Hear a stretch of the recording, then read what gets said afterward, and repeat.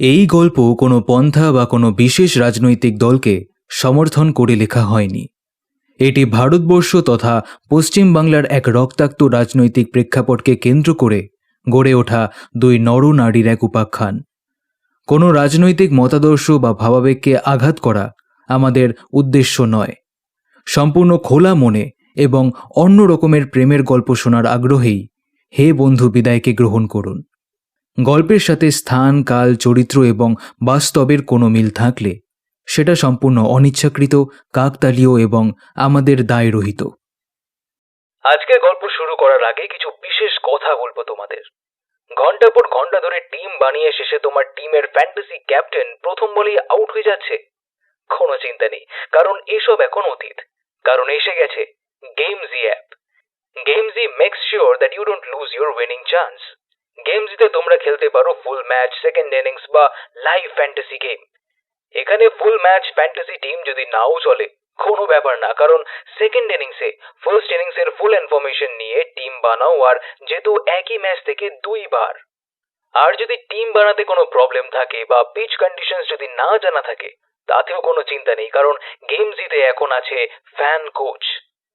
এই অ্যাপের মধ্যেই পাওয়া যাবে readymade fantasy teams by expert fantasy guru. তাদের মধ্যে যেই টিমটা তোমাদের পছন্দ হবে সেই টিম নিয়ে তোমরা খেলবে। তার মানে না থাকছে টিম বানানোর ঝামেলা, না থাকছে ক্যাপ্টেন বা ভাইস ক্যাপ্টেনকে বানানোর ঝঞ্ঝাট। তা সত্ত্বেও জেতার চান্স আরো বেশি হয়ে যাচ্ছে। এখন একই ম্যাচ থেকে 8 গুণেরও বেশি উইনিংস পেতে পারো এই গেমজি অ্যাপ থেকে। গেমজিতে খেলো লাইভ ফ্যান্টাসি প্রত্যেক 5 ওভারের জন্য এবং চুজ করো শুধু 5 জন খেলোয়াড়কে এবং যেতো 8 গুণ উইনিংস। তো দেরি কিসের? ডাউনলোড করো গেমজি অ্যাপ আর পেয়ে যাও ₹18,750 অব্দি ওয়েলকাম বোনাস আর শুরু করো জেতার প্রস্তুতি। ডাউনলোড লিংক রয়েছে ডেসক্রিপশন বক্সে উইথ মাই কুপন কোড। তো ডাউনলোড করো আর শুরু করে দাও গেমজি অ্যাপে জেতার প্রস্তুতি।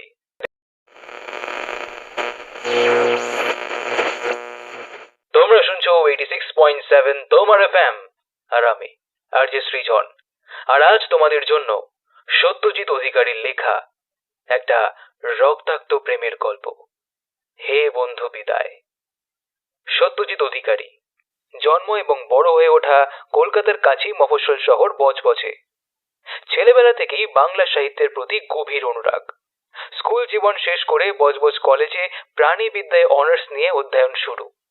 ছোটবেলা থেকেই তার বাংলা সাহিত্য এবং উদ্দেশ্যহীনতার প্রতি ছিল একটা অদ্ভুত টান। আর এই টানেই ছাত্র জীবন মাঝ রাস্তায় স্থগিত রেখে অনির্দিষ্টের উদ্দেশ্যে বেরিয়ে পড়া। এই অন্তহীন অনির্দিষ্ট উদ্দেশ্যবিহীন ভবঘুরের জীবনের রোমাঞ্চ এবং অ্যাডভেঞ্চারই লেখকের সাহিত্য সৃষ্টির মূল প্রেরণা। এই শৃঙ্খলবিহীন জীবনের প্রতিটি বাঁকে লেখকের সামনে মূর্ত হয়ে ওঠা জীবন চরিতের কিছু অশ্রুময় বাস্তব প্রতিফলন। অরেঞ্জ পাবলিশার্স থেকে প্রকাশিত লেখকের প্রথম বই বিহান। আজকের গল্পে আমাদের সাথে আছে গল্পের জন্য আড্ডাবাজ, 221 হ্যারিসন রোড, শন অফ ক্রিয়েশন এবং ফি অফ এদার্স ইউটিউব চ্যানেল। সবার চ্যানেলের লিংক ডেসক্রিপশন বক্সে রইল। অবশ্যই তাদের চ্যানেল ভিজিট করুন আরো নতুন নতুন গল্প শুনতে। আজকের গল্প পাঠে সৌমেনদা, প্রদীপ্তদা, প্রত্যয়দা, অনিরুদ্ধ, নবনীতাদি, সুপ্রজা, বিভা এবং আমি আরজে সৃজন। গল্পের পোস্টার ডিজাইন কৌশিক, সহ নির্দেশনায় বিভা, শব্দগ্রহণ, আবহ সঙ্গীত এবং পর্ব পরিচালনায় আমি আরজে সৃজন। তো শুরু হচ্ছে আজকের গল্প, সত্যজিৎ অধিকারীর লেখা হে বন্ধু বিদায়।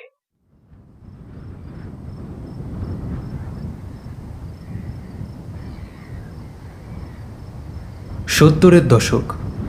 ঘন ঝোপ জঙ্গলের বুক চিরে বয়ে গেছে একটা রেল লাইন। হ্যাঁ, ঠিক গ্রাম্য সরু সোতা নদীর মতোই এর ভঙ্গি, তাই জন্য বয়ে গেছে বললেই হয়তো ঠিক বলা হয়।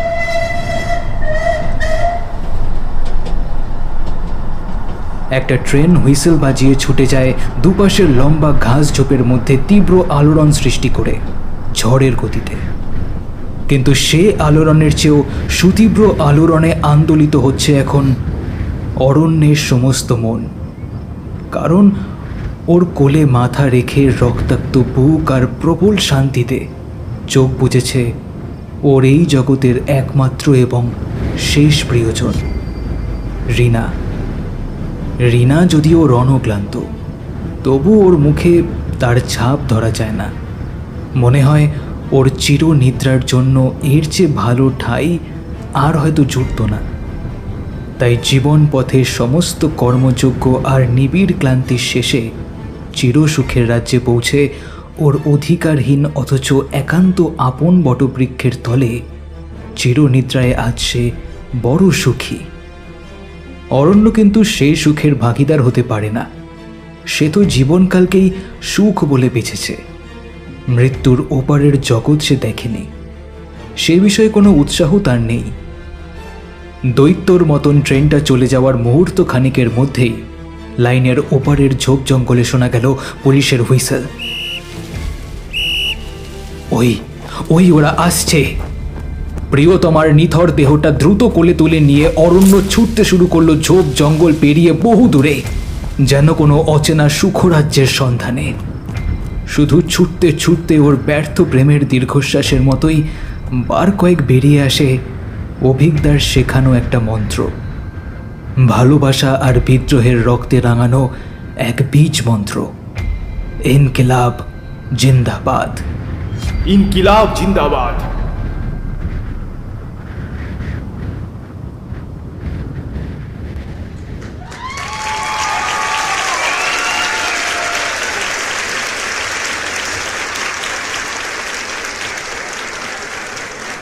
ড্রপ সিনটা নামার সাথে সাথে একাডেমির ভরা হল কেঁপে উঠল মুহুর্মুহ হাততালির শব্দে। কিন্তু দর্শকের এই উল্লাস স্থায়ী হয় না খুব বেশি। একটা তুমুল হুড়োহুড়ি পড়ে যায় মুহূর্তেই। গেট ঠেলে ঢুকে পড়ে একদল সশস্ত্র পুলিশ।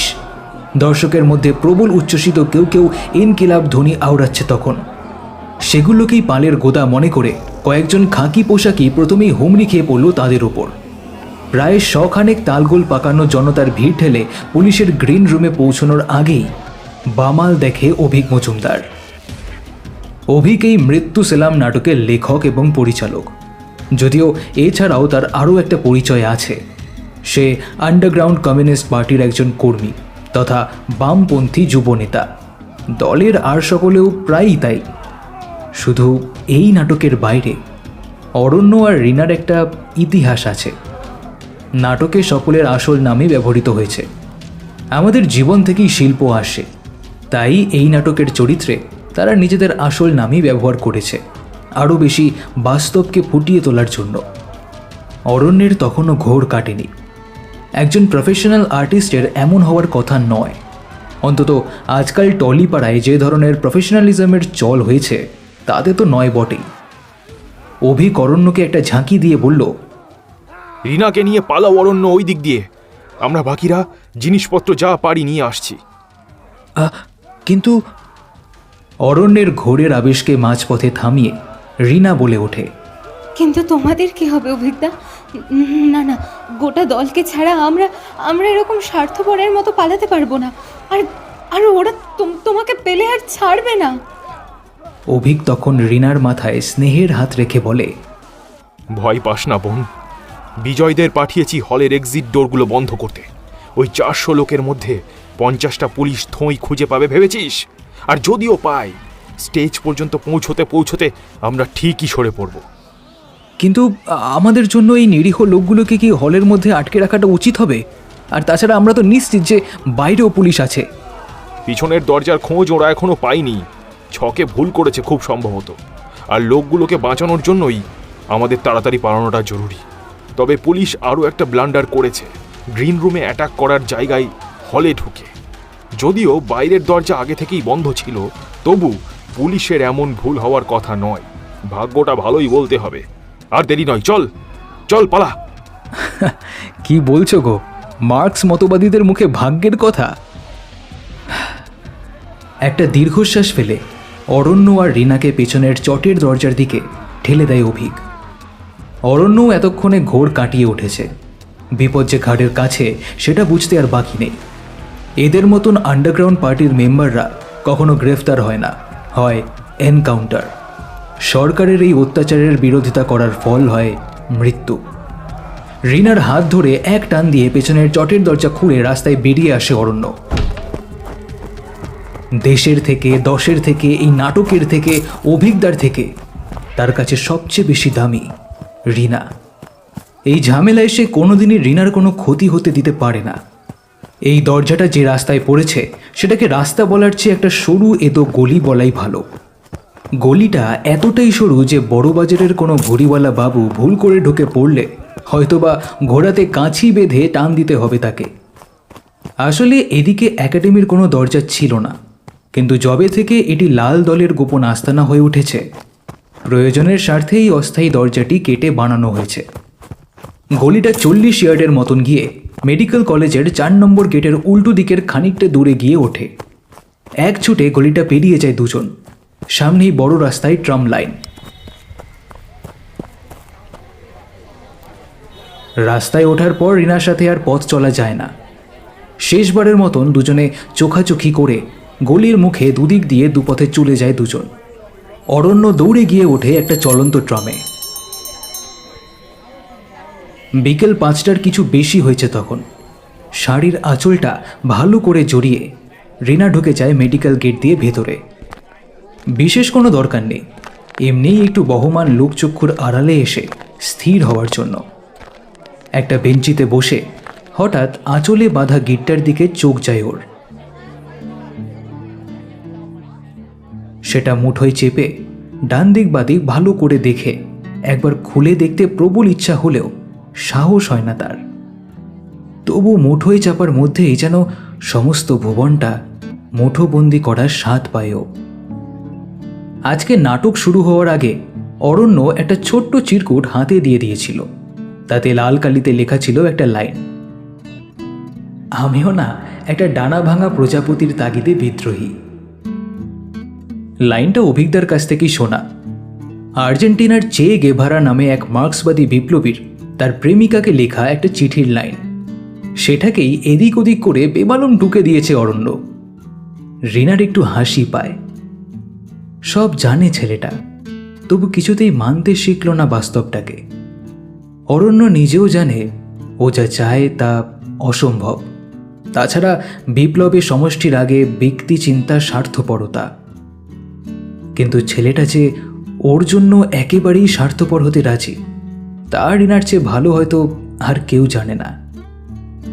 রিনা ভালো করেই জানে এই যে পুলিশের গুলি ডান্ডা উপেক্ষা করেও কোনো অদূর ভবিষ্যতের কথা চিন্তা করে রোজকার এত ছোটাছুটি, বিপ্লব, বিদ্রোহ, সমাজ করার তাগিদ, কমিউনিজম, এইসবের যা কিছুকেই অরণ্য এক মুহূর্তে বাঁ পায়ের কোড়ে আঙুলে ঠেলে ফেলতে পারে রিনাকে পেলে। আসলে ও সমাজের হিতে কম, রিনার হিতে বেশি বামপন্থী। কিন্তু যা হবে না তা হওয়ার নয়। একটা দীর্ঘশ্বাস ফেলে উঠে পড়ে রিনা। ভবানীপুরের ট্রামটা ঘণ্টা নেড়ে এসে দাঁড়ায় সামনে। সন্ধ্যা 7টার কিছু আগে অ্যাম্বাসেডর আর টানা রিক্সার জ্যাম পেরিয়ে ট্রামটা এসে দাঁড়ায় ভবানীপুরের বিশ্বাসপল্লীর সামনে। সোডিয়াম আলোর মৃদুমন্দ আলো আবছায়ায় যে সরু গলিটা সন্ধ্যার ব্যস্ত ল্যান্সডাউন রোড থেকে একটু নিরিবিলিতে ভেতর দিকে ঢুকে গেছে, তার শেষ বাড়িটা সুচরিতা আবাসন। লোহার গেট খুলে বারান্দায় ওঠে রিনা। এই বাড়ির সাথে তার বছর দুয়েকের আলাপ। ছেলেবেলায় মা মারা যান। বাবার আদর্শ এবং লালন পালনে বড় হয়ে উঠেছে সে। মানিকতলায় বাড়ি ছিল রিনাদের। এক দুপুরবেলা স্কুল শিক্ষক বাবার ব্যাগ থেকে মস্কো থেকে প্রকাশিত লাল মলাটের একখানা বোমা পাওয়া গিয়েছিল। নাম a brief biography of Karl Marx.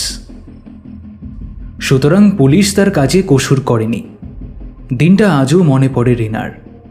রোজকার মতন বাবা কাঁধে ঝোলা ব্যাগ নিয়ে স্কুলে বেরিয়েছিলেন। সাধারণত বিকেলের মধ্যেই ফিরে আসলেও যখন সন্ধ্যা গড়িয়ে গেল তখন রিনার বুকের ভেতরটা কেমন ধুকপুক করছিল। ক্রমে সন্ধ্যা গড়িয়ে রাত হয়ে গেল। বিনিদ্র রাত সকাল হতে পাড়ার ঈশ্বরদা বাড়ি বয়ে এসে খবর দিল, গড়পাড় রোডের ধারে কারা যেন ওর বাবাকে বুকে 3টে গুলি দেখে ফেলে দিয়ে গেছে। খবরটা প্রথমটায় বিশ্বাস হয়নি রিনার। খোঁজ নিয়ে জানা যায় নকশাল আন্দোলনের সাথে যুক্ত সন্দেহে পুলিশ তুলে নিয়ে গিয়ে সারা রাত অকথ্য অত্যাচার করে। তারপরেও কিছু হদিশ না পেয়ে 3টে গুলি উপহার দিয়ে গেছে তাকে। পার্টির এক টুকরো ইস্তেহার বুকে চেপে মরেছিলেন বাবা। শুকনো রক্তে রাঙানো সেই কাগজখানা হাতে তুলে নিয়েছিল রিনা।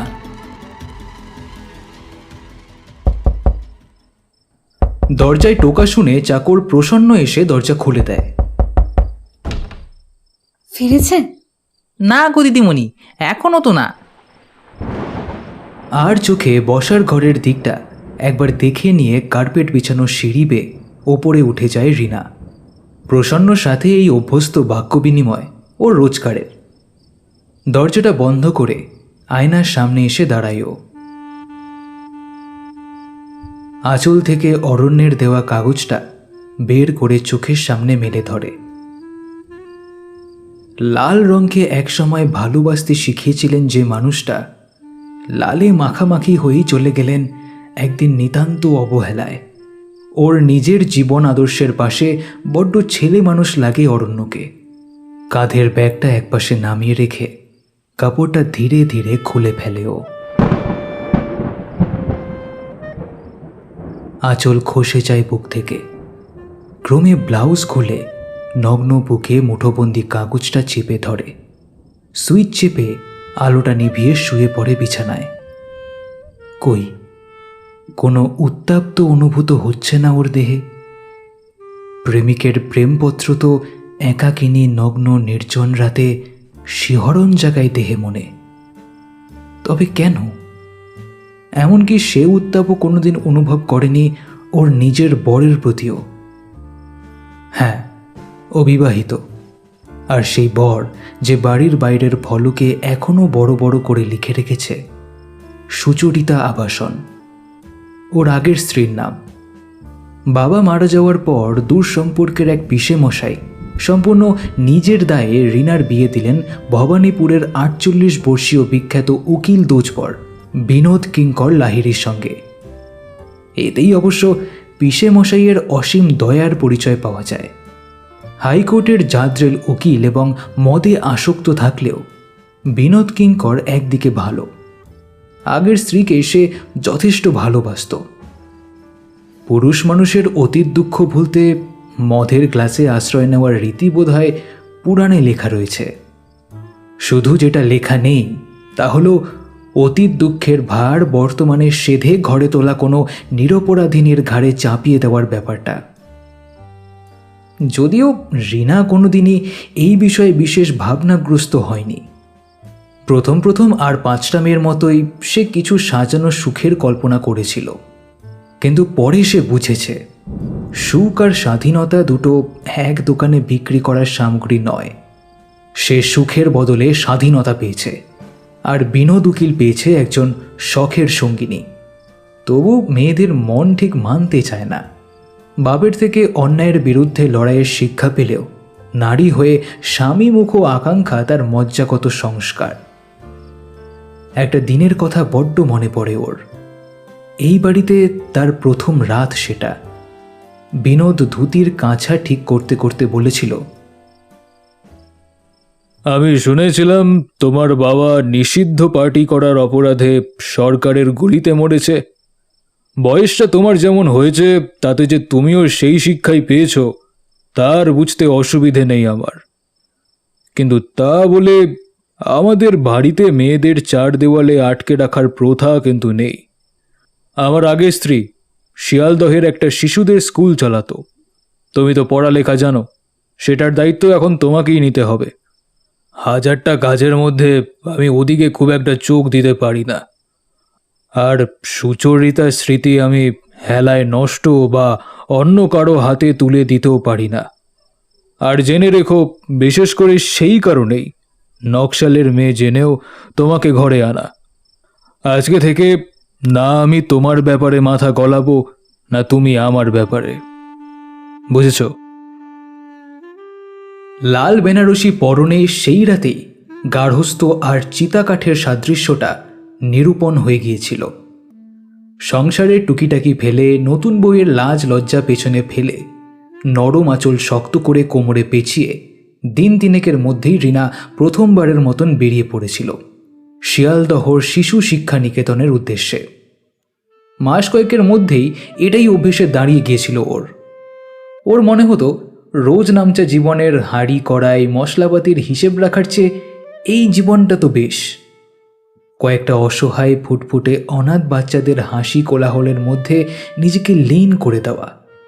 কিন্তু মানুষ যখনই নিজের অভ্যেসের বেড়াজালে আবদ্ধ করে ছন্দ সুখের খোঁজ পায়, অদৃষ্ট তখনই তার সাথে নতুন খেলা খেলে। রিনার হাতের জাদুতেই হোক বা যে কোনো কারণেই হোক, ছাত্র সংখ্যা বেড়ে চলছিল দিনে দিনে। একার পক্ষে সমস্তটা সামাল দেওয়া একরকম অসম্ভব হয়ে উঠেছিল ওর পক্ষে। ঠিক তেমনই এক বিপর্যস্ত দুপুরে স্কুলের ঘণ্টা আর বাইরে ট্রাম বাসের কোলাহলের শহরের মাদকতার মধ্যে 25 বর্ষীয় যে ছেলেটা একতলা স্কুল বাড়ির ভেতরে কোনো রকম অনুমতির পরোয়া না করেই একদম সাদা চিরকুট হাতে ঢুকে এসেছিল, তার নাম অরণ্য রায়। রিনা তখন একটা উঁচু তাক থেকে কিছু একটা ভারী বই নামাতে ব্যস্ত ছিল। হঠাৎ সামনে নিতান্ত অভাজন এক পরপুরুষকে দেখে বিদ্রোহ করে উঠল। আরে আরে, কে মশাই আপনি? হ্যাঁ, কে আপনি? জানে না এটা মেয়েদের স্কুল? বাইরে লেখা দেখেননি নাকি? এমন অভদ্রের মতো ভিতরে ঢুকে এলেন কেন? আপনি কি জানেন যে আমি এক্ষুনি এই মুহূর্তে পুলিশ ডাকতে পারি? একটু থতমত খেয়েছিল বটে যুবক, তবে সামলে নিয়ে বলেছিল, না না, নিতান্ত অনুমতি না নিয়ে কিন্তু আমি আসিনি, তবে এভাবে চলে এলাম বলে ক্ষমা করবেন। আসলে দিন কয়েক আগে বিনোদবাবু আনন্দ বাসরে একটা বিজ্ঞাপন দিয়েছিলেন যে তার স্কুলে লোক লাগবে। তারপর কী মতি হলো কি জানি, বোধহয় কোনো ভালো লোকের সন্ধান পেলেন না। আমি হাইকোর্টে রাধা বাণুজ্যের উকিলের কাছে মোক্তারি করি। বিনোদবাবুর সঙ্গে আমার ভালো খাতির আছে।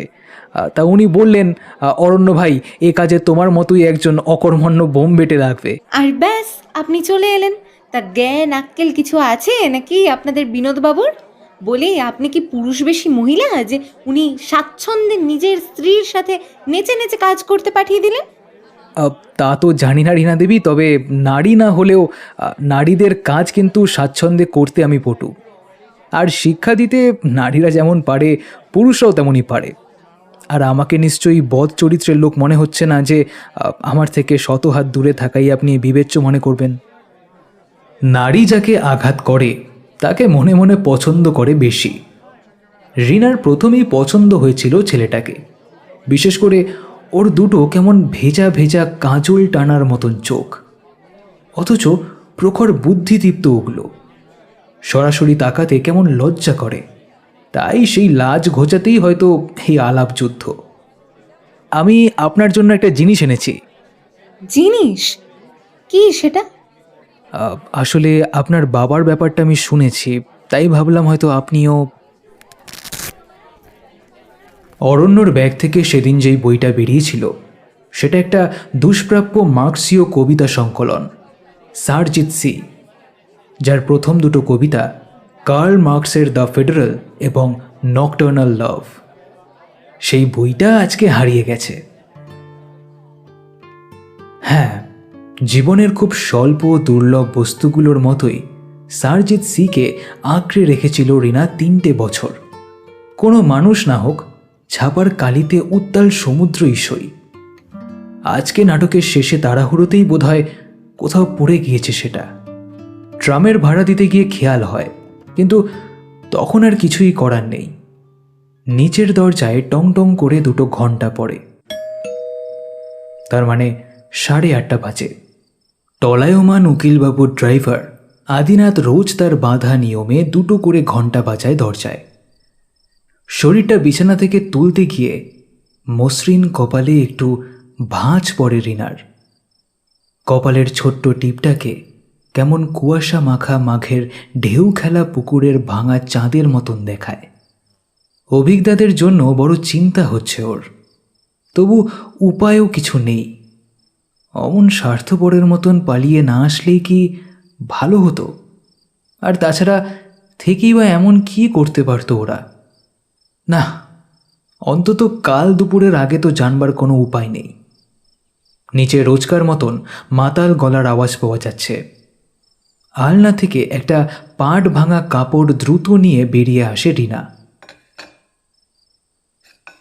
খাবার থালায় রোজকার এই এক নাটক, মাতালবাবুকে বাধ্য স্ত্রীর মতন সাদাসাদি করে খাবার খাওয়ানো। স্টেজের নাটকের সাথে জীবন নাটকের খুব একটা ফারাক খুঁজে পায় না রিনা। সেই অরণ্যের সাথে প্রথম স্টেজে ওঠা, সেখানেই যেন দাঁড় করিয়ে রেখেছে জীবন।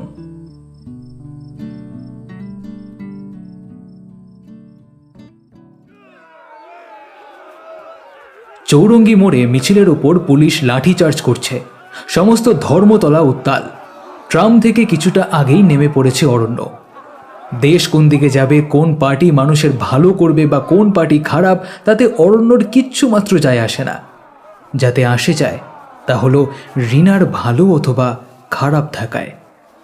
চৌরঙ্গির দিকটায় না গিয়ে সেন্ট্রাল অ্যাভিনিউ থেকে স্টেটসম্যান অফিসের পেছনের গলিটা দিয়ে একটা শর্টকাট নেয়ও। ওইদিকে ভিড়ের মাঝে পড়ে লাঠি খাবার কোনো মানেই হয় না। একাকী শহরের ইতস্তত কারফিউয়ের মাঝে সোডিয়াম আলোয় নিচের ছায়াটাকে সঙ্গী মনে হয়। গলিটার উল্টো দিক থেকে হন্তদন্ত হয়ে একদল লোক ছুটে আসছে, সম্ভবত পুলিশের দ্বারা খেয়েছে। বছর তিনেক আগের কিছু কথা মনে পড়ে যায় অরণ্যর। বিনোদবাবুর স্ত্রী হওয়ায় রিনাকে সে সম্ভ্রম করত। প্রথম বৌদি বলেও ডাকতে চেয়েছে কয়েকবার, কিন্তু ঘোর আপত্তি তুলে রিনাই তাকে নাম ধরে ডাকার অধিকার দিয়েছে। ক্রমে ঘনিষ্ঠতা বাড়ার সাথে সাথে ও বুঝেছে বড় লোকের সুন্দরী বউ হলেও সুখী নয় রিনা। ওর বাবা যে স্বপ্নের সোপানে নিজেকে বলি দিয়েছে, সেই স্বপ্ন নিজের বুকে লালন করার সম্পূর্ণ আগুন বুকে থাকলেও সামান্য এই স্কুল বাড়িটাই ওর একমাত্র ওয়ার আকাশ। এর বাইরের জগৎ সম্বন্ধে খুব বেশি কিছু জানে না মেয়েটা। কোর্টের বাইরে ভিখিরি মক্কেলদের সাথে দর কষাকষি আর কাগজের ডাইয়ের মধ্যে টাইপরাইটার চালানোটা কোনোদিনই মন থেকে গ্রহণ করতে পারেনি অরণ্য। প্রেসিডেন্সিতে পড়ার সময় হালকা পরিচয় ছিল অভিজ্ঞতার সঙ্গে। 2 বছরের সিনিয়র অভিজ্ঞতা নাটক আর রাজনীতি নিয়েই মেতে থাকতো সারাক্ষণ।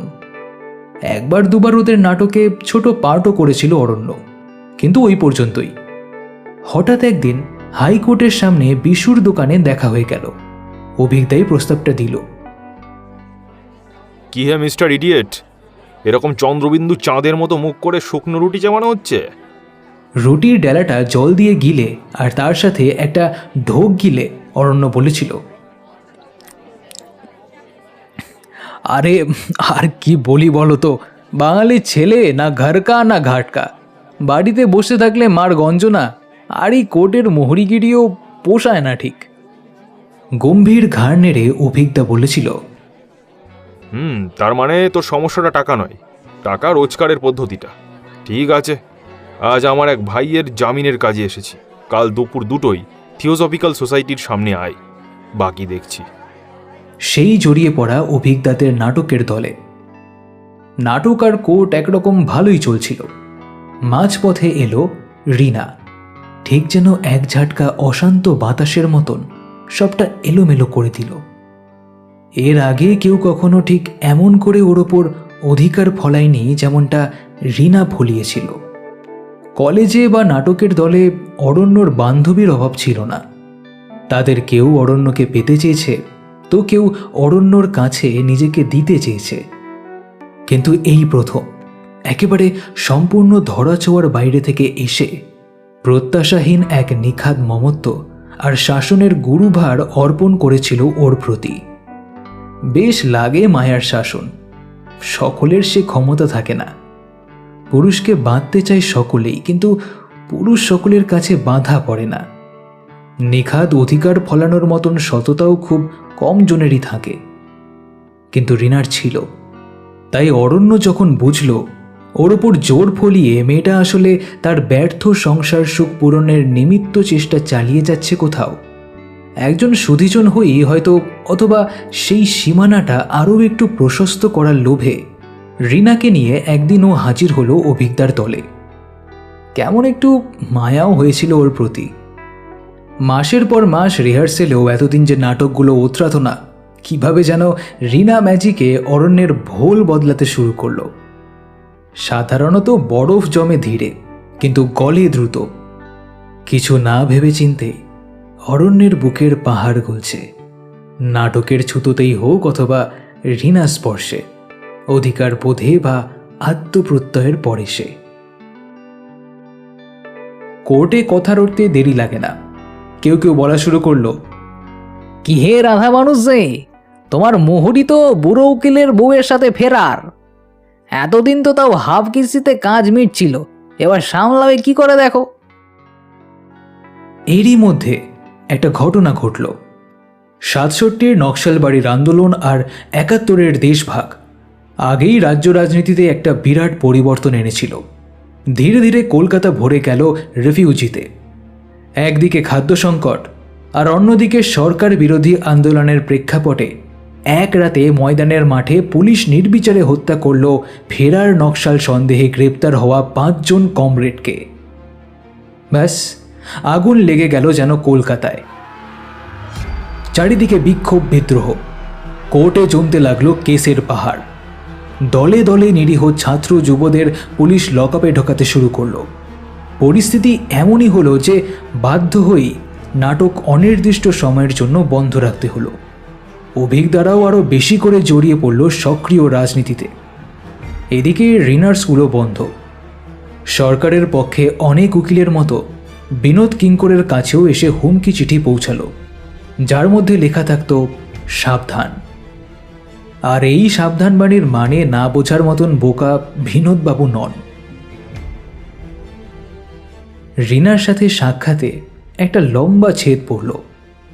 বিনোদ জানতেন তার স্ত্রী কমিউনিস্টদের দলে নাটক করছে, কিন্তু আপত্তি হয়তো কোনোদিনই করেননি, কারণ রিনাই ছিল তার ডিপ্লোম্যাসির একমাত্র টিকিট। নিজে সরকারের পক্ষে সাজানো কেস লড়ে কত নিরীহ যুবকদের মৃত্যুর দুয়ারে ঠেলে দিয়েছেন তার কোনো হিসেব নেই। কিন্তু বাঁচতে গেলে তার ভরসা মধ্যম পন্থা। নিজে ডান দিকে ঝুঁকে থাকলেও তার সাজানো ঘরও নিজে বাম দিকটা ব্যালেন্স করছিল, এই বা কম কি। তবে হ্যাঁ, এর বিনিময়ে বাররুমে আড্ডায় মাঝে মধ্যে বন্ধুদের টিপ্পনি সহ্য করতেই হতো তাকে। আর এই অবস্থায় অরণ্যর করার মতন আর কিছুই রইল না। কতবার তার মনে হয়েছে, যাই না ওদের বাড়ি একবার, কি এমন অপরাধ করেছে সে। আবার পরক্ষণেই ক্ষুব্ধ মন বিদ্রোহী হয়ে ওঠে। কই, সে তো একবারও খোঁজ নিল না তার। 3টে মাস তো কেটে গেল, একবারও কি তার মনে পর্যন্ত পড়েনি? না, আসলে ওদের মধ্যে কোনো প্রেমের সম্পর্ক কখনো গড়ে ওঠেনি। তা হয়তো সম্ভব না গড়ে উঠেছে কোনো বাধ্যবাধকতা। তবু এই রকম নামহীন সম্পর্কগুলো একরকম ব্যথা দেয়। নিজেকে ব্যস্ত রাখার তাগিদেই আবারও প্রতিনিয়ত কোর্টে যাওয়া শুরু করলো অরণ্য। কিন্তু এর মধ্যেই একটা চিঠি এলো ওর বাড়ির ডাকে। রিনার ভাঙা ছন্দে লেখা মুক্তাক্ষর। প্রিয় অরণ্যদা, আগামী পরশু তোমার দাদা দার্জিলিং মেলের 2টি টিকিট বুক করেছেন। ওনারই উপরোধ আমি এড়াতে পারি না, আর ন্যায্য কোনো কারণও নেই। অনেক দিন বাড়িতে বসে বসে ভালোও লাগে না আর। তোমাকে নিয়ে যেতে পারলে বেশ খুশিই হতাম আমি, কিন্তু আমি অপারগ। তবে ফিরে এসে আশা করি পরিস্থিতি আবারও স্বাভাবিক হয়েছে, এই দেখব। আর আমি জানি আমার এই পলায়নে তুমি খুব ক্ষুব্ধ হবে। তবুও যেন এই আমার উচিত কর্তব্য। ইতি।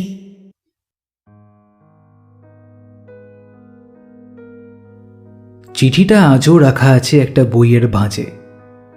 এখন গোটা ধর্মতলা যেমন পুলিশের তাড়া খেয়ে পড়িমড়ি করে দিকবিদিক জ্ঞান হারিয়ে মত্ত ষাঁড়ের মতন ছুটে চলেছে, তেমনি সব বাঁধন ছিঁড়ে ছুটে বেরিয়ে পড়তে ইচ্ছে করছিল অরণ্যর। রঙিন জীবনটা এক মুহূর্তে ঝাপসা হয়ে এসেছিল। রিনা তার কে হয়? আদৌ কি কেউ হয়? এ প্রশ্নের উত্তর হাজার চেষ্টাতেও মেলেনি। রিনা তার বরের সাথে দার্জিলিং বেড়াতে যাবে, এটাই তো স্বাভাবিক। তবে মানুষের মন এমনই বেয়াড়া, তাকে প্রতিটা পদে লাগাম পড়াতে না জানলে এমনই হয়। কেমন একধারা কষ্ট হয় অরণ্যর, যেন খুব কাছের একটা কেউ চিরকালের জন্য হারিয়ে গেল দূরে, সে আর ফিরবে না। সে নিশ্চিত করে, আর না, এতদিন অরণ্যর সম্বল ছিল রিনার সাংসারিক সুখহীনতা, কিন্তু এবার নিশ্চয়ই সে সুখ আর অধরা থাকবে না। আর তাতেই কি সে মনে রাখবে অরণ্যকে? কিছুদিনের জন্য বিভাগী হয়ে পড়েছিল ও। তার হিংসাও হয়েছিল বিনোদ কিঙ্করের প্রতি। চিঠিটার মধ্যে কেমন একটা অহংকারী ভাব রয়েছে। সমস্ত পৃথিবীটার প্রতি একটা দুর্দমনীয় ক্রোধ জন্মে ওটা বারবার পড়লে। সমস্ত দুনিয়াটাকেই অপরাধী মনে হয়, আর অপরাধীদের সাথে এক বাতাসে শ্বাস নেওয়া চলে না। সুতরাং এক কাপড়েই ঘর ছেড়েছিল অরণ্য। রিনা তাকে দার্জিলিং নিয়ে যেতে চায় মধুচন্দ্রিমায় কাবাবের হাড় হিসেবে। এর চেয়ে বড় অপমান আর কি হতে পারে? শিয়ালদহ থেকে প্রায় চোখ বুজেই কি যেন একটা ট্রেনে উঠে পড়েছিল ও। ট্রেনটা ব্যান্ডেল পৌঁছে থামে। একটা নিতান্ত খোট্টা গোছের লোকের अरे ओ भाई, और कितना दूर जाओगे? শুনে হুঁশ ফিরেছিল ওর। দেবানন্দপুর হল শরৎ চাটুর্যের গ্রাম। যে লোক বাঙালিকে বাউন্ডুলেপনা শেখালেন, তার গ্রামে বোমবেটিগিরি করলে দোষ নেই। পথে পথে ঘোরা, লোকের বাড়ি খাবার চেয়ে খাওয়া, আর শ্মশান মশান আঘাটায় ঘুম, এই তো বঞ্চিতদের আদর্শ দিনলিপি। বাড়িতে একাকিনী মার কথা মনে পড়লেই পিঠে সপাং করে চাবুক মারত চিঠির ওই শব্দগুলো। অলেখ্য অপ্রকাশিত সম্পর্কগুলোর কাছেই বোধহয় মানুষ আশা করে সবচেয়ে বেশি। এভাবে কাটল মাস 6। কলকাতার উত্তাপ তখন কিছুটা দমনে এসেছে। এদিকে স্টেশনের কাছে একটা কালী মন্দিরে ভিখিরি ভোজন হবে শুনে একদিন পাত পেতেছিল অরণ্য। মানুষের কি থেকে কি হয় তার হিসেব কে রাখে? পাতে গরম খিচুড়ির সাথে হাতাটাও ছিটকে এসে পড়ল। ভাগ্যিস পিঠের চালে বা মাথায় পড়েনি। অবশেষে সচকিত হয়ে যখন মুখ তুলল, সেখানে দেখল রিনা। গোপদাড়ির আড়ালে অরণ্যকে চেনার কোনো রকম সম্ভাবনা ছিল না বটে, তবে পিছন থেকে অভিজ্ঞতা এসে পিঠে দড়াম করে একটা চাপড় মেরে বলল, হ্যাঁ রে ইডিয়েট, কি হাল হয়েছে তোর? ব্যাস, কেস গেল ফেসে। রিনা ওর দার্জিলিং পর্ব সেরে কলকাতায় এসে ততদিনে আবারও অভিজ্ঞদের দলে যোগ দিয়েছে। যার জীবন অন্য খাতে পাওয়ার জন্য বিধাতা যার জন্য আরও কিছু উঁচু দরের কষ্ট লিখে রেখেছেন, তার ভাগ্যে কি আর শুধু ক্ষুদ্র ক্ষুধার কষ্ট সয়? আবারও ফিরতেই হলো কলকাতায়। অভিজ্ঞদের সাথে মিলে রিনা ততদিনে একটা সংগঠন গড়ে তুলেছে গরিব দুঃখীদের সেবার্থে। যদিও তার প্রথম গ্রাহকই হলো অরণ্য। সেদিন ফেরার পথে রিনা বলেছিল, এই কদিন ছেড়ে গেছি তো একেবারে সাধু সন্ন্যাসী হয়ে গিয়েছো তো দেখছি। আমার কিন্তু আগের অরণ্য লাগবে। কলকাতায় ফিরেই আবার আগের রূপে ফিরে আসবে, কেমন? আমার অরণ্য? বলতে চাইলে অনেক কথাই বলতে পারত সেদিনও, কিন্তু এই আত্মসমর্পণের নামই তো থাক। কিছু জিনিস নামহীন থাকাই ভালো। সেদিনের ওই ট্রেনের ঝংকার আজও মিশে যায় রাতের নিশুতিতে। একটা নিঃশ্বাস বেরিয়ে আসে অচিরেই।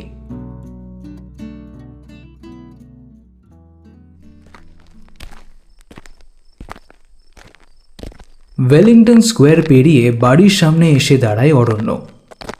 কেমন যেন একটা নিশুতি ঘিরে রয়েছে বাড়িটাকে। কি ব্যাপার? অরণ্য, কে? আমি চারু। আরে চারুদা, কি ব্যাপার গো? তোমার গলা অমন শোনাচ্ছে কেন? চারিদিকে অন্ধকার, কিছু হয়েছে নাকি? তুই আমার সাথে আয়, বাইরের পরিস্থিতি খারাপ। চারুদের বাড়ি গলির একেবারে শেষ প্রান্তে। অরণ্যর কেমন বুকটা কাঁপতে থাকে। কি এমন ঘটলো যে আজ চারুদার মতন ঘর কোনো লোক, যে কিনা অফিস থেকে ফিরে বিছানা ছাড়া আর কিছু চেনে না, সে আজ হত্যে দিয়ে ওর জন্য গেটের বাইরে দাঁড়িয়ে রয়েছে। আজকের দিনটাই যেন কেমন। প্রথমে নাটকে ওরকম অবস্থা, অভিজ্ঞতার কি হলো কে জানে।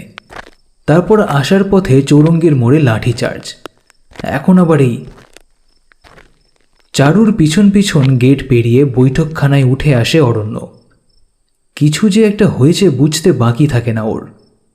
এদের বাড়িটাও কেমন থমথমে। রমা বৌদি তখন ছুটে এসে বলল, কোথায় ছিলে অরণ্য এত রাত পর্যন্ত? কেন, কি হয়েছে বৌদি? পুলিশ এসেছিল। তোমাদের কি নাটকের দলের নামে নাকি হুলিয়ে বেরিয়েছে? তোমার নামে নাকি অনেক আগে ওয়ারেন্ট বেরিয়েছিল, তাই ফেরার আসামি ধরতে আজ তোমাদের বাড়িতে পুলিশ আসে। কি বলছো কি বৌদি? পুলিশ? মানেটা কি? মানে তোর বৌদি ঠিকই বলছে, তোকে না পেয়ে কাকিমাকে জোর করে তুলে নিয়ে গেছে। মাকে? কি বলছো? আর তোমরা তখন কি করছিলে? মানে তুই তো জানিস আমার চাকরিটা তো আবার।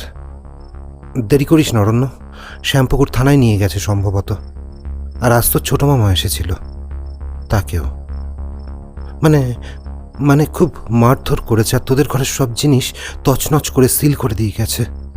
কি বলছো তুমি? আমি এসব সিল মানি না, আমি ঢুকবো এখনই। পাগলামি করো না ঠাকুরপো, এখন আগে তোমার থানায় যাওয়া দরকার। বাইরের পৃথিবীটা এক মুহূর্তে কেমন বদলে যায় অরণ্যর সামনে। তার মনে হয় এইসব যেন কোনো এক অদৃশ্য শক্তির এক চক্রান্ত। নিজের ওপর নিজেরই কেমন একটা রাগ হয়। তার মনে হয় কেমন স্বার্থপর ছেলে সে। এতক্ষণ সে এমন একটা মেয়ের কথা ভেবে গায়ে হাওয়া লাগাতে লাগাতে আসছিল যে আসলে তার কেউই নয়, যে অবলীলায় তাকে ফেলে দার্জিলিং বেড়াতে যেতে পারে। আর সে তার মাকে পুলিশে ধরে নিয়ে গেল, কিন্তু কেন? আজকে এর একটা বিহিত হওয়া দরকার। অভিজ্ঞতার সামনে থাকলে আজ সে জিজ্ঞেস করত বিপ্লব মানে কি, আর প্রেম কাকে বলে। বাইরে বেরিয়েও আবার সে ফিরে যায় বৈঠকখানায়। একটা ফোন করতে দেবে অভিজ্ঞতার বাড়িতে? জিজ্ঞেস করতাম কিছু পরামর্শ পাওয়া যায় কিনা। আসলে জানিসই তো, আমার বাড়ির লাইন থেকে তোদের কমরেড বন্ধুদের ফোন করা মানে, আর তোকে এখন আমাদের বাড়িতে রাখাও। বুঝেছি, ধন্যবাদ। অরণ্য আবারও বেরিয়ে আসে পথে। কি করবে সে? শ্যামপুকুর থানা সে চেনে, কিন্তু সেখানে তার মাকে ছাড়াতে যেতে হবে। তার অপরাধেই, কিন্তু কি করেছে সে? রাত 9:30 কিছু বেশি হয়েছে হয়তো। এরই মধ্যে সমস্ত ওয়েলিংটন স্কোয়ারে যুদ্ধ শেষের নীরবতা। ক্রসিংয়ের কাছে এসে নির্মাল্যর সাথে দেখা হয়ে যায়। হন্তদন্ত হয়ে সে এদিকেই ছুটে আসছিল। একেবারে মুখোমুখি ধাক্কা হয়ে না গেলে অরণ্যর চোখেই হয়তো পড়তো না। বেশ হাঁপাচ্ছে নির্মাল্য। একটু দম নিয়ে অরণ্যর হাত চেপে একটা পান দোকানের পেছনে নিয়ে গিয়ে দাঁড় করায়। অরণ্যর মনে হচ্ছিল নির্মাল্যকে পুরো ব্যাপারটা সে হয়তো খুলে বলতে পারবে, কিন্তু আজ বিকেলে কোথায় ছিলি তুই? বড় বিপদ হয়ে গিয়েছে রে। বিপদ? কিসের বিপদ? অরণ্যর মনে হয় আর কি বা বিপদের খবর নির্মাল্য শোনাতে পারে। তবু ভাবলে সেন চোখে সে তাকিয়ে আছে নির্মাল্যর থমথমে মুখের দিকে। অভিজ্ঞতার নেই রে। মানে? অরণ্যর চিৎকারটা দূরের এক পথকুকুরকেও সচকিত করে দেয়। আসতে বল, শুনতে পাবে ওরা। কিন্তু তুই কি করে জানলি? আজ তো যাসনি তুই। একাডেমির ঘটনা সারা কলকাতা জেনে গেছে। এরকম কিছু একটা ঘটতে পারে জেনেই হয়তো অভিজ্ঞতা তোদের বের করে দিয়েছিল আগে ভাগে। তার মানে? তোরা যে পথে পালিয়েছিস সেদিকটাও ঘিরে নিয়ে শেষমেশ লাঠিচার্জ, আর কয়েকটা লাঠির বাড়ি একেবারে অভিজ্ঞতার মাথায়। দর্শক সমেত মোট 7 জন মারা গেছে, আর 30 জন গ্রেপ্তার। তোকে খুঁজছে এখনো। যারা মরেছে তাদের হাসপাতালে পর্যন্ত নিয়ে যাওয়ার প্রয়োজন মনে করেনি ওরা।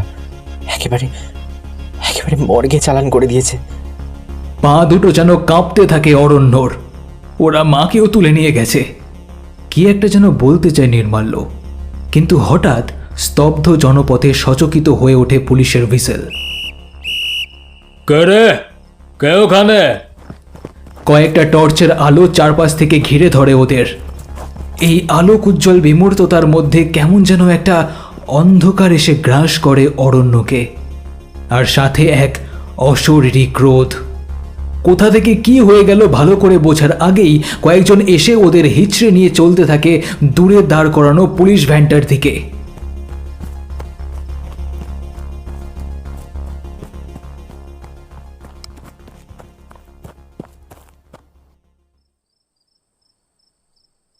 কোথায় ছিলে আজকে সারাদিন?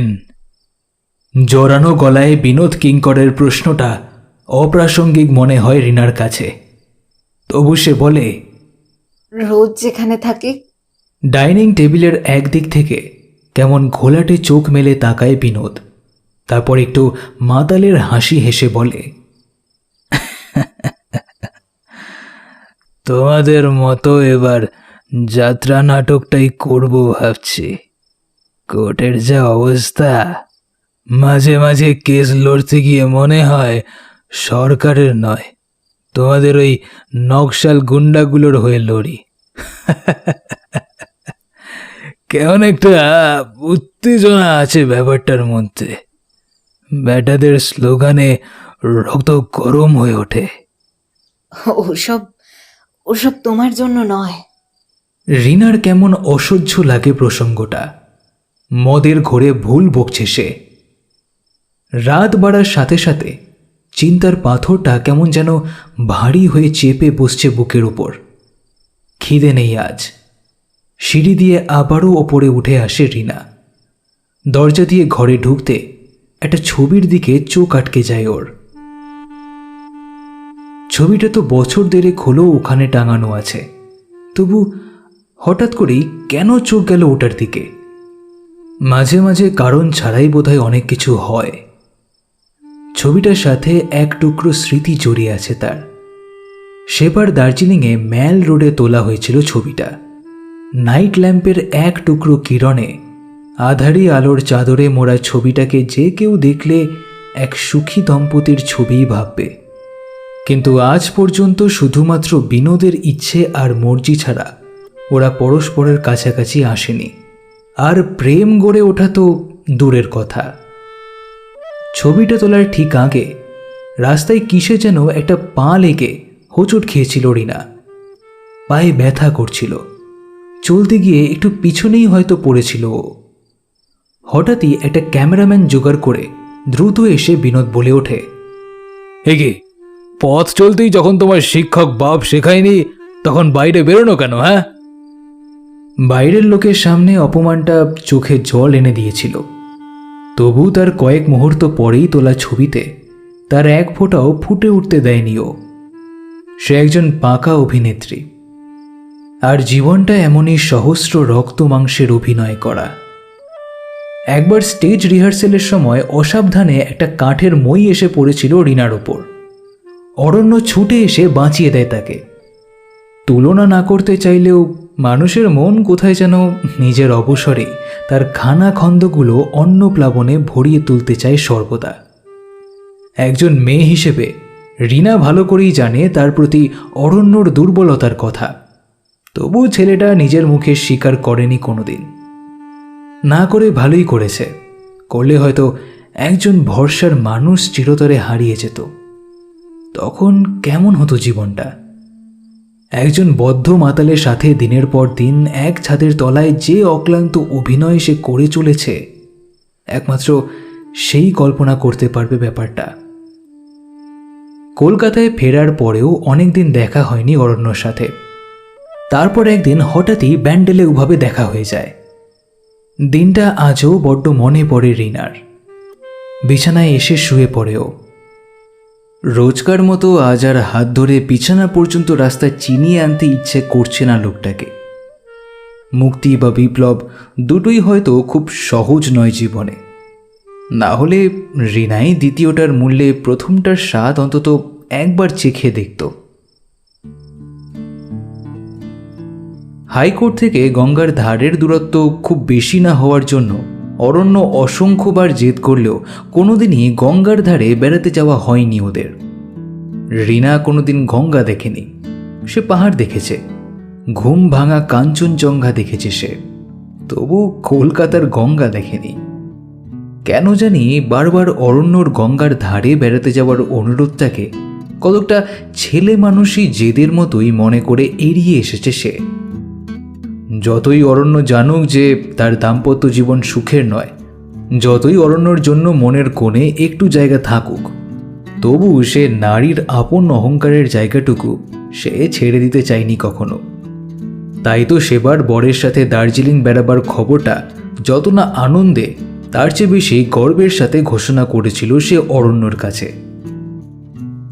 জীবনের সুখের কল্পনায় বাস্তব সুখ প্রাপ্তির চেয়ে বেশি সুখের হয়, কারণ বাস্তবে সুখের সাথে হাজারো সমস্যা এসে ধরা দেয়, কিন্তু কল্পিত সুখে সে সমস্যা নেই।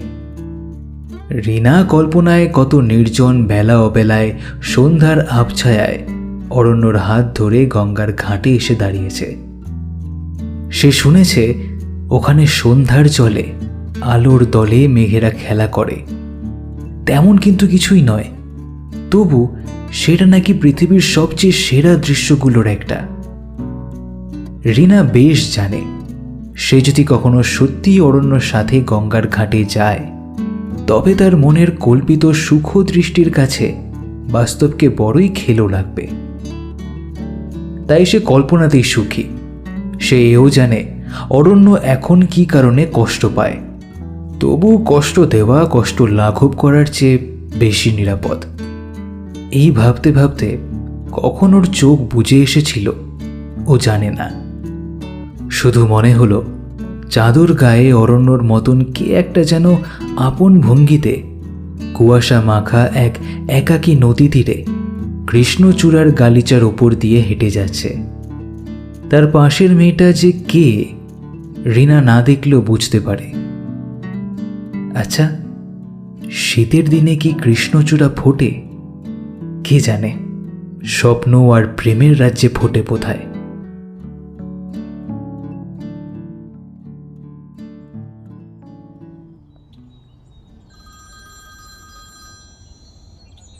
টেলিফোনের শব্দে ঘুম ভাঙে রিনার।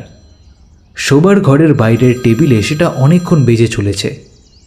সকাল 7টা হলেও ঘুম যেন আজ কিছুতেই ছাড়তে চাইছে না। আলস্যের চাদর গায়ে জড়িয়ে রিসিভারটা তুলে নেয় রিনা। অপরদিকে চাপা গলায় মোহনার কণ্ঠ শোনা যায়। রিনা, একটা খুব বাজে খবর আছে রে। অভিজ্ঞতা সহ আমাদের গ্রুপের আরো 3 জন পুলিশের লাঠিতে মারা গিয়েছে, আর বাকি সকলেই গ্রেপ্তার।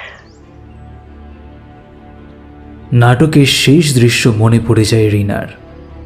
পেছনে ট্রেনের আওয়াজ আর দর্শকের মুহুর্মুহ হাততালির মধ্যে অভিজ্ঞতার কণ্ঠ বারবার শোনা যাচ্ছিল। সাবাস, চমৎকার, কাঁপিয়ে দিয়েছিস। আচ্ছা, অভিজ্ঞতাও কি মরার ঠিক আগের মুহূর্তে ওর বলিভিয়ার জঙ্গলে গুলি খাওয়া আইডেলের মতন বলতে পেরেছিল, I know you are here to kill me? যে কথাটা চুরুটের ধোঁয়ায় বিপ্লব এঁকেছিল, তার রক্ত ঋণ মেটাতে সারা পৃথিবীতে আরও কত তরুণ কালে কালে নিজেদের রক্ত ছড়াবে কে জানে। এই পরিস্থিতিতে একজনকে সে ফোন করতে পারে। বিনোদ কিঙ্করের কোর্টে বেরোনো পর্যন্ত পরবর্তী 2 ঘন্টা কয়েদবাসের মতন মনে হয় রিনার।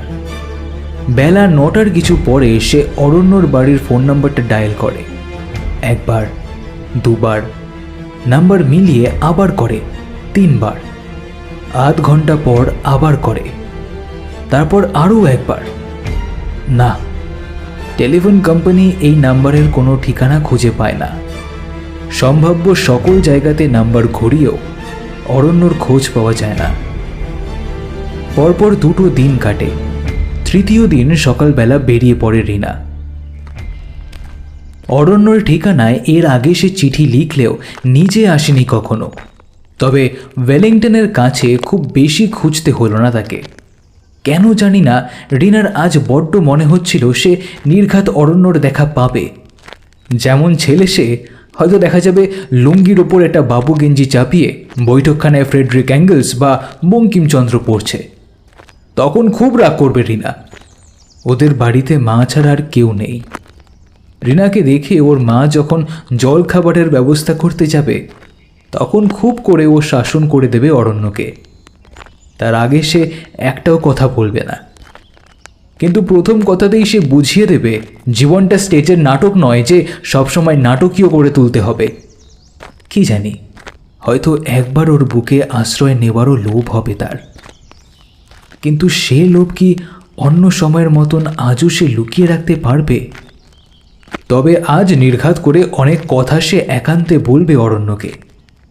এতদিনের পরিচয় হলেও একটিবারের জন্য ওদের কখনো নিভৃতে আলাপ হয়নি।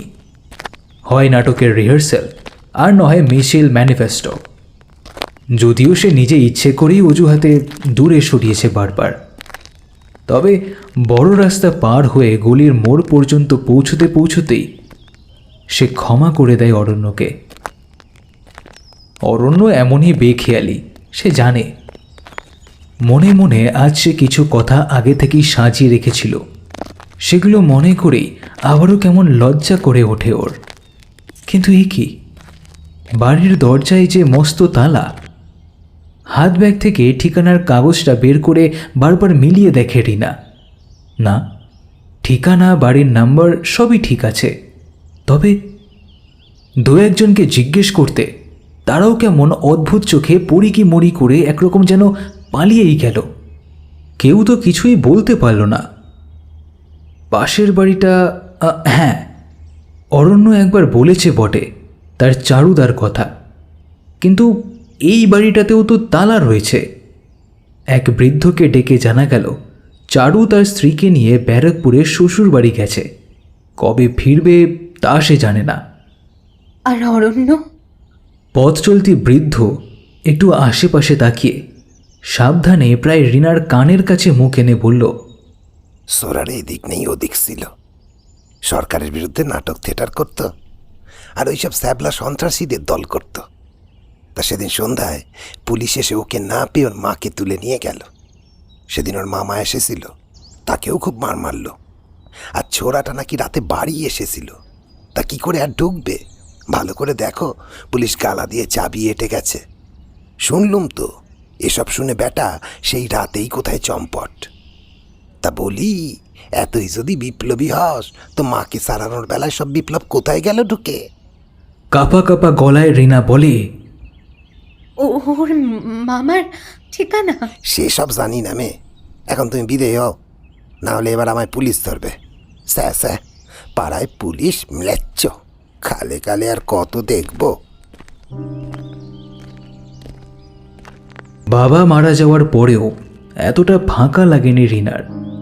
কি জানি, তখন বোধশক্তির বাঁধনটা হয়তো এতটা পোক্ত হয়নি, অথবা সে কি বাবার চেয়েও অরণ্যকে, হ্যাঁ, ভালোই বেসেছে সে অরণ্যকে। আজ কথাটা গলা ফাটিয়ে সারা শহরকে শুনিয়ে দিতে ইচ্ছে হয়। আর ঠিক এই কারণেই তাকে বন্ধনমুক্ত করার তাগিদে, যাতে অরণ্য নিজেকে হাজার বাঁধনে বেঁধে না ফেলে, সে কারণেই সে নিজের নষ্ট নীড়ে বিষ বৃক্ষ তলে একটু একটু করে লীন করে দিতে চেয়েছিল নিজেকে। সে অরণ্যের থেকে নিজেকে লুকিয়ে রেখেছিল। ওর বাবা একবার বলেছিল ওকে ময়দানের মাঠে কৃষ্ণচূড়া দেখাতে নিয়ে যাবে। বাবা কথা রাখেননি। যেদি অরণ্য একবার জেদের বসেই বলেছিল, একদিন না তোমাকে আমি জোর করেই তুলে নিয়ে যাব গঙ্গার ঘাটে, তারপর দেখবে সেখান থেকে তুমি আর চোখ ফেরাতেই পারবে না। অরণ্য পলাতক, সেও কথা রাখল না। বড় রাগ হয় এই ভুলে ভরা জীবনটার প্রতি। এক জীবনে মানুষ কত ভুল করে। মনে পড়ে একসময় বাবা ভগৎ সিংয়ের সুরে বলতেন, বিপ্লব দীর্ঘজীবী হোক। যার জীবন থেকে বিপ্লবী পলাতক, তার জীবনে বিপ্লবেরই বা ঠাঁই কোথায়? রিনা ফিরে আসে বাড়িতে। বিনোদবাবুর মাধ্যমে খোঁজ নিয়ে জানা যায়, সত্যিই অরণ্যের মা বাণী দেবীকে অন্যায়ভাবে গ্রেপ্তার করেছিল পুলিশ। কিন্তু এখন সে খোঁজ করে আর লাভও নেই বিশেষ কিছু, কারণ খাওয়া দাওয়া ছেড়ে ছেলের আশায় হাপিত্তেশ করে বসে থাকতে থাকতে একদিন পুলিশরাই দয়ার বশে ছেড়ে দেয় বৃদ্ধাকে। তারপর থেকে ওনার আর কোনো খোঁজ পাওয়া যায় না। ছাড়ার আগে নাকি একটু মস্তিষ্ক বিকৃতিরও লক্ষণ দেখা গিয়েছিল তার মধ্যে। অরণ্যর মামারও কোনো খোঁজ নেই। থানার এক অফিসার বলেছিল মামাকে নাকি মারধর করে নিয়ে আসার সময় পথেই ছেড়ে দেওয়া হয়েছে। পথে ছাড়া লোকেরা সাধারণত আর বাড়ির মুখ দেখে না, রাতের অন্ধকারে মিশে যায়। সুতরাং অরণ্যর মামার খোঁজ পাওয়াও দুষ্কর। আর সব দিকে খবর নিয়ে নির্ঘাতভাবে বলা যায় অরণ্য পলাতক। কয়েকটা বছর কেটে গেছে দ্রুত। স্মৃতির পাতা হলদে হতে শুরু করেছে। কলকাতার ইউনিভার্সিটিগুলো একসময় যে ছাত্র আন্দোলন আর বৈপ্লবিক কর্মকাণ্ডের আঁকড়া হয়ে উঠেছিল, কলকাতার অলিতে গলিতে একসময় যে সমস্ত তরুণ যুবক শুধুমাত্র বিপ্লবী হওয়ার অপরাধে, কোথাও বা শুধুমাত্র সন্দেহ অথবা অ্যালিগেশনের ওপর ভিত্তি করে শাসকের গুলিতে লুটিয়ে পড়েছে, কলেজের যে সমস্ত হোস্টেল ল্যাব একসময় বিপ্লবের বাংকার হয়ে উঠেছিল, ইতিহাসের সেসব ক্ষতস্থানে এখন কিছুটা প্রলেপ পড়েছে। কলেজের দেওয়ালে রক্ত আর গুলির দাগে নতুন চুনকাম হয়েছে, যদিও ঘা কিন্তু শুকায়নি। ঘা শুকায় না, শুধু সরকার বদল এবং 70 দশকের সমাপ্তির সাথে সাথে জল কিছুটা বয়ে গেছে অন্য খাতে। রীনা কখনোই সক্রিয় রাজনীতিতে জড়ায়নি। একাডেমি হলে অভিজ্ঞদের মৃত্যুর পরপরই নাটকের দলটা ভেঙে গিয়েছিল। অনেক খুঁজেও অরণ্যের খোঁজ পাওয়া যায়নি। সে পালিয়ে গেছে। সময়ের সাথে এই ধারণা মনের গভীরে বদ্ধমূল করে নিয়েছে রীনা। অরণ্য ভীতু পলাতক, বেঁচে থাকার জন্য এই একটা যুক্তির শক্ত শিকড়ে আশ্রয় নিয়েছে রীনা গভীরভাবে। সময়ের সাথে মিথ্যের বদ্ধমূল ধারণাও সত্যির মতন লাগে। তখন সত্যি মিথ্যের খুব বেশি প্রভেদ আর থাকে না। সত্যের সন্ধান বড় দুরূহ। অন্ধ সংস্কারবদ্ধ মনের কাছে দুইটি সমান। কিন্তু যার কাছে সত্য দূর বিসর্পিত কোনো অনন্ত ধোয়াটে বিভ্রান্তির হাতছানি, অনন্ত অস্থির ছুটে চলার প্রতিনিয়ত আহ্বান, তার কাছে সত্যের আশ্রয় স্থিরতার প্রতীক। সেই ঘটনার কয়েক বছর পর একদিন হাইকোর্ট থেকে ফেরার পথে বিনোদ কিঙ্করের মরিস মাইনের ওপর ঝাঁপিয়ে পড়ে কয়েকজন দুষ্কৃতী। সেই দলে ছিল একাডেমি থেকে গ্রেফতার হওয়া ফেরার আসামি বিদ্যুৎ তালুকদার এবং বীরেন গাঙ্গুলি। ধর্মতলার জ্যামে স্তব্ধ মহানগরীর চোখের সামনে প্রবল শব্দে হঠাৎই কয়েকটা গুলি মরিসের কাঁচ ভেঙে গেঁথে যায় ড্রাইভার এবং উকিলের বুকে।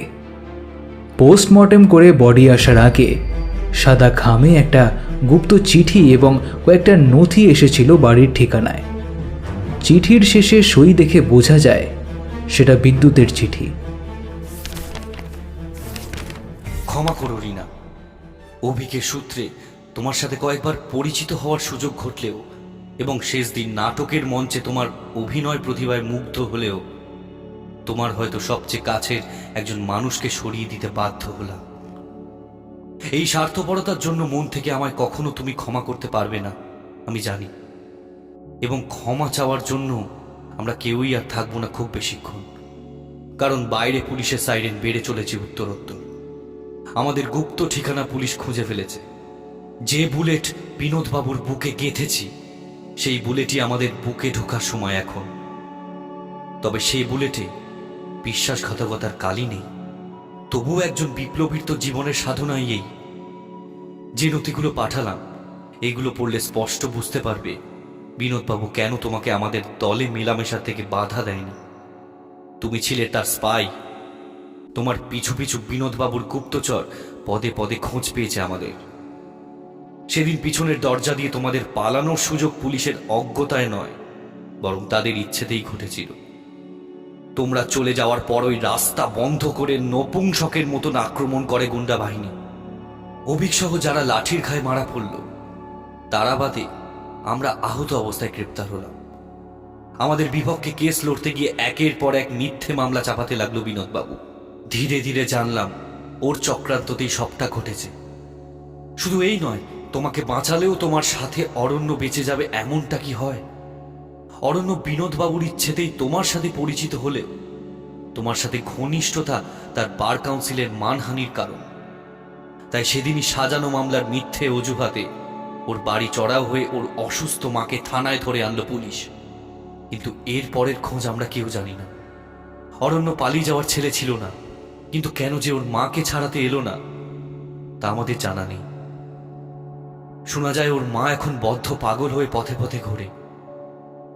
আশা রেখো অরণ্য হয়তো একদিন ফিরবে, আর সে ফিরলে বাকি রহস্য একমাত্র সেই পারবে সমাধান করতে। আমরা আমাদের উপর করা অত্যাচারের একটা প্রতিশোধ নিলাম। চিঠিটা এ বাড়ির চাকরের হাত দিয়ে পোস্ট করবার ব্যবস্থা করেছি। চিঠি যখন তোমার হাতে পৌঁছাবে ততক্ষণে আমরা ইতি বিদ্যুৎ। চিঠির সাথে পাঠানো প্রমাণ্য সমস্ত কাগজপত্র মন দিয়ে দেখেছে রিনা। বিনোদের মৃত্যু ওকে ব্যথিত করেনি, বরং বিশ্বাসঘাতকের বিদায় কিছুটা স্বাধীনতার সুখই দিয়েছে। চিঠির অরণ্যকে নিয়ে শেষ অংশটা বারবার পড়ছে রিনা। ওর বন্ধুরা শেষ নিঃশ্বাস পর্যন্ত অবিশ্বাস করেনি ওকে, কিন্তু বেঁচে থাকার জন্য অরণ্যকে পলাতক জোচ্চোর ভাবাটাই রিনার জন্য সুখের।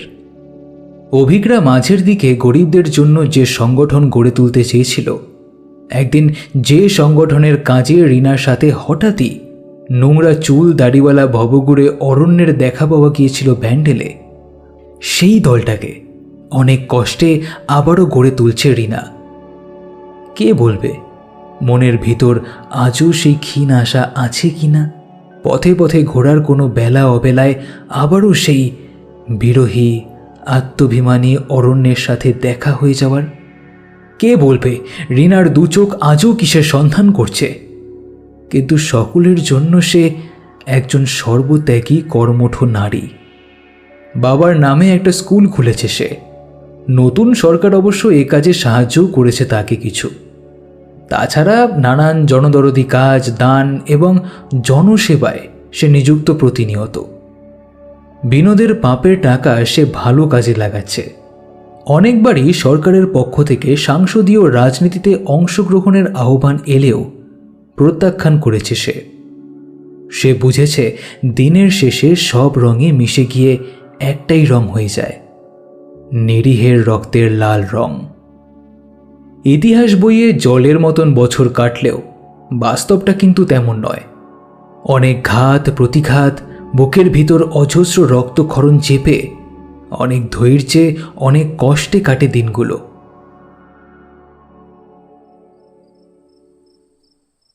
কলকাতার এক কামরার রংচটা দেওয়ালে কালের নিয়মে আঁকা অজস্র মানচিত্রের দিকে মুখ করে কালেশ্বর ঝা তার দমকে দমকে আসা কাশিটা অতি কষ্টে চেপে মোটা চশমার কাঁচগুলো পরিষ্কার করে নিচ্ছিল নোংরা ধুতির খুঁট দিয়ে। সাদা কালোর যুগ পেরিয়ে রঙিন ভুবনে অভ্যস্ত হয়েছে শহর কলকাতার মানুষজন। আগে সাদা কালোয় রক্তের রং বুঝে ফেলা যতটা সহজ ছিল, আজকাল চারিদিকে অজস্র রঙের বন্যায় আর হয়তো ততটা নেই। 11 বছর জেল খাটার পর এই শেষ 6 মাসে তার আশ্রয়স্থল হয়েছে কলুটোলা লেনের একটা গুমোট মেস বাড়িতে। এটাও সেন্ট্রাল জেলের অন্ধ খুপড়ির থেকে কোনো অংশে কম নয়। 11 বছর দেওয়ালের দিকে মুখ ফিরিয়ে তার কেটে গেছে, তাই ছাড়া পাবার পরেও দেওয়ালের দিকে মুখ ফেরানো অভ্যেসটা তার যায়নি। এই গত বছর জেলে থাকা অবস্থাতেই সে খবর পায় জনসেবায় জীবন বিলিয়ে দেওয়া দেশের সর্বোচ্চ পদ সম্মানপ্রাপ্ত রীনা ভৌমিক রোগশয্যায় মারা গেছেন। সারা দেশ শোক জানিয়েছে। মানোয়ারের চোখের জল কি একটা অজানা রোগে শুকিয়ে গেছে। জেলার সাহেব দয়া করে এই মোটা ফ্রেমের চশমাটা বাঁধিয়ে দিলেও বুকের গভীরে দানা বাঁধা ক্ষয়ের রোগটার কোনো প্রতিকার করতে পারেননি। জেলের জীবন সহ্য করতে না পেরে নকশাল নেতা নির্মাল্য তালুকদার মারা গিয়েছে এই বছর 5 হলো। অন্তত খবরের চ্যানেলগুলো তো তাই বলে, কিন্তু তালেশ্বর জানে এই খবর মিথ্যে। পাহাড় জঙ্গল বন্দুক হাতে দাপিয়ে বেড়ানো নির্মাল্যর মৃত্যু এত সহজে আসতে পারে না। বদ্ধ সেলে বন্দি অবস্থায় খুন হয়েছে নির্মাল্য, আর খুন করেছে কারা তার বলে দিতে হয় না। তবু তালেশ্বরকে যে ওরা কেন ছেড়ে দিল তা বলা যায় না। সম্ভবত ওর রোগে ভোগার শীর্ণ দেহটা দেখে নিশ্চিত ভেবেছে নিশ্চয়ই কালকিউটের 20 দাঁত পড়েছে এতদিনে, আর 20 ছাড়া সাপকে সমীহ করা গেলেও ভয় পাওয়া অযৌক্তিক। কিন্তু ওর বিরুদ্ধেই অপরাধের ফিরিস্তি ছিল সবচেয়ে বেশি। একা ঘটায় দমকে দমকে কাশির সাথে রক্ত উঠছে ক্রমাগত।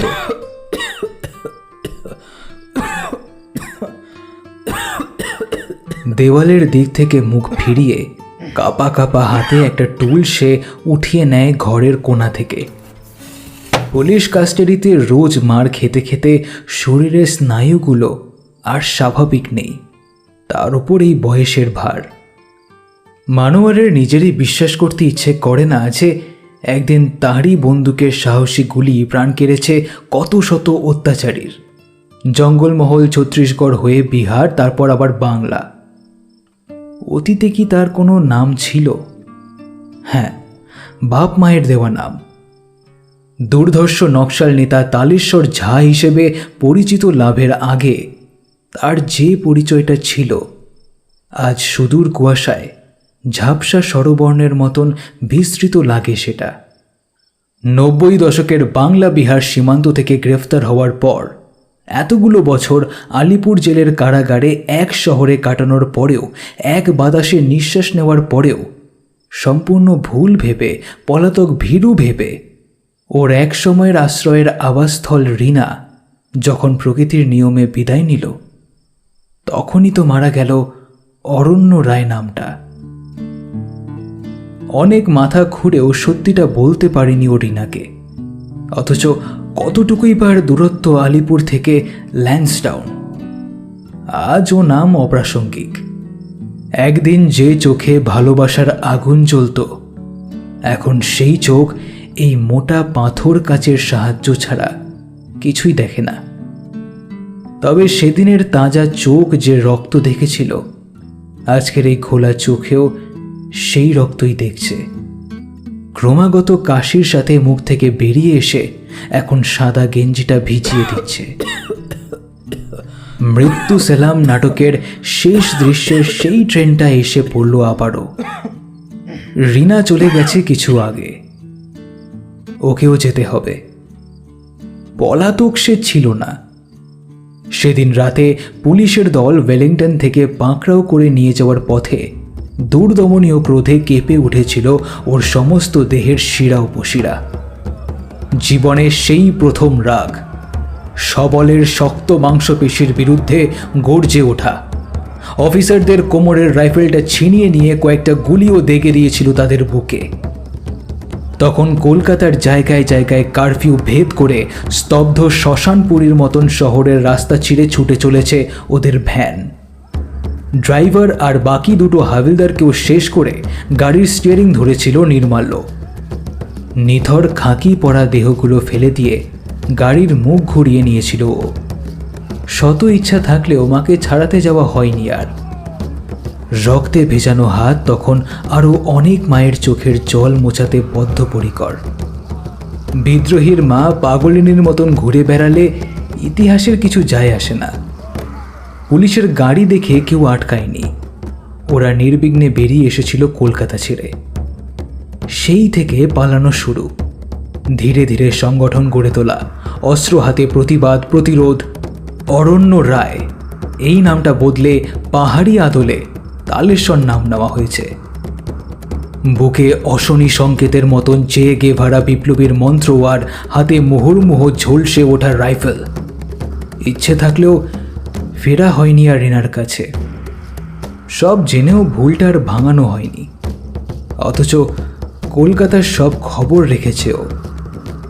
সেই যে শহর ছাড়া, তারপর আবার ফেরা, একেবারে 90তে বন্দির বেড়ি পড়ে। তবে তালেশ্বর দস্যুর নামে রিনার বুকে মায়া জাগার কথা নয়। রিনা বাকি জীবন বিয়ে করেনি। মানোয়ারের কঠিন বর্মের আড়ালে লুকোনো অরণ্য রায় আর কাউকে মনে ঠাঁই দেওয়ার কথাও ভাবেনি। শুধু বন্দুকের গুলির মধ্যে দিয়ে প্রেম আর বিপ্লবের জোয়ার বইয়ে দিয়েছে দিকে দিকে, একান্তে। ট্রেন যখন ভো বাজিয়ে এসেই পড়ল কাছে, তবে এত বছরের প্রতীক্ষার অবসান করাই দরকার, শীঘ্রই। জীবন সায়ান্নে মানোয়ার বা অরণ্যর পরলোক মানতে ইচ্ছে করে না। ও জানে রিনা ওকে ভালোবেসে গেছে আজীবন নিঃশব্দে। রিনা তার ভালোবাসা উজাড় করেছে জনসেবায়, আরও বিপ্লবে। টুলটাকে শোয়ার চৌকির ওপর অতি কষ্টে তুলে তার উপর ঘষ্টে ঘষ্টে উঠে দাঁড়ায় তালেশ্বর।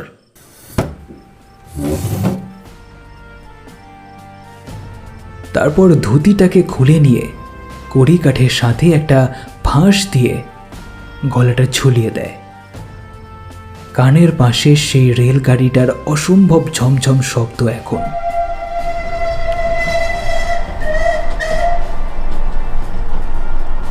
চশমাটা চোখ থেকে এক টানে খুলে ফেলে দেয়।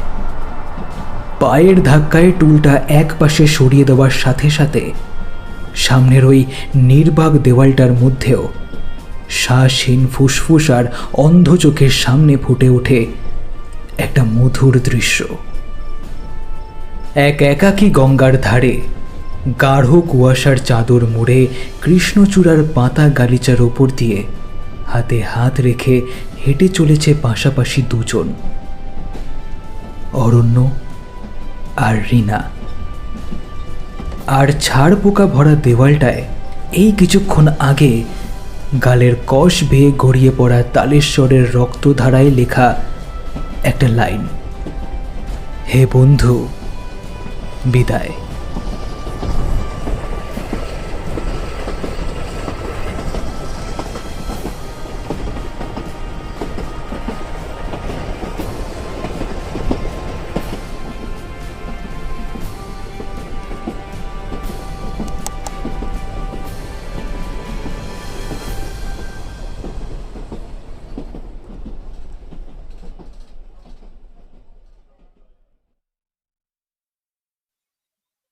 শুনছিলে আজকের গল্প সত্যজিৎ অধিকারীর লেখা হে বন্ধু বিদায়।